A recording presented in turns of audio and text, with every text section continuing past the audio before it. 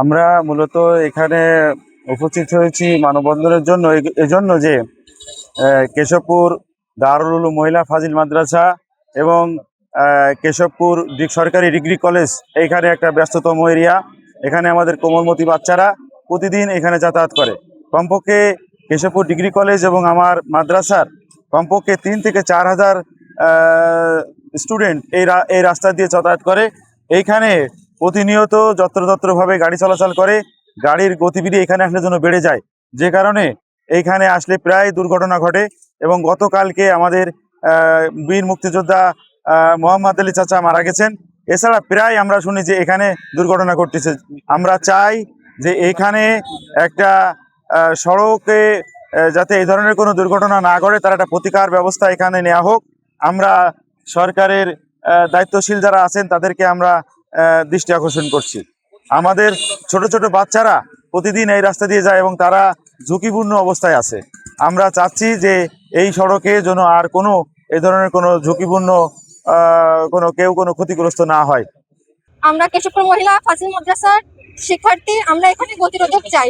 আমরা আমরা এই যে রাস্তায় চলাফেরার জন্য বিভিন্ন ধরনের অ্যাক্সিডেন্টের শিকার হই, সেটার আমরা প্রতিবেদক চাই।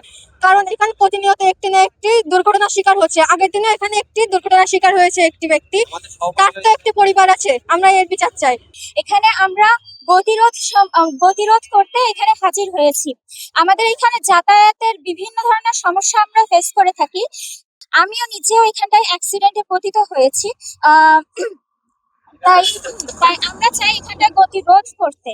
আমাদের গতকালকে এখানে একটি মর্মান্তিক সড়ক দুর্ঘটনা ঘটে এবং সেই সড়ক দুর্ঘটনায় আমরা বীর মুক্তি মোহাম্মদ আলী চাচাকে আমরা হারিয়েছি।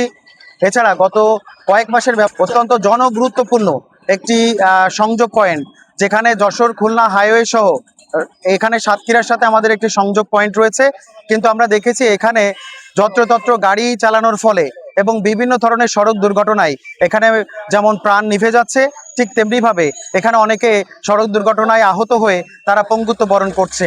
এবং আমরা সবথেকে বেশি কনসার্ন এই কারণ এখানে জনগুরুত্বপূর্ণ এবং ইতিহাস ঐতিহ্যের সাক্ষী কেশবপুর সরকারি ডিগ্রি কলেজ সহ কেশবপুর দারুল উলুম মহিলা ফাজিল মাদ্রাসা রয়েছে, যেখানকার কয়েক হাজার শিক্ষার্থী এই সংযোগ পয়েন্ট দিয়ে তারা চলাচল করে এবং তারা বিভিন্ন সময় বিভিন্নভাবে ক্ষতিগ্রস্ত হচ্ছে এবং বিভিন্নভাবে আঘাতপ্রাপ্ত হচ্ছে।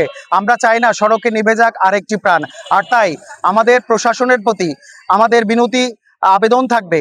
আমরা আবারও বলছি, আমরা প্রশাসনের দৃষ্টি আকর্ষণ করছি, অত্যন্ত গুরুত্বপূর্ণ এই সংযোগ পয়েন্টটিতে স্ট্রিট ব্রেকার নির্মাণের মধ্য দিয়ে নিরাপদ সড়কের যেন আমাদের কোমলমতি শিক্ষার্থী সহ সর্বস্তরের শ্রেণী পেশার মানুষ যেন নির্বিঘ্নে যাতায়াত করতে পারে, সেই ব্যবস্থা প্রশাসন করবেন বলে আমরা আশাবাদী।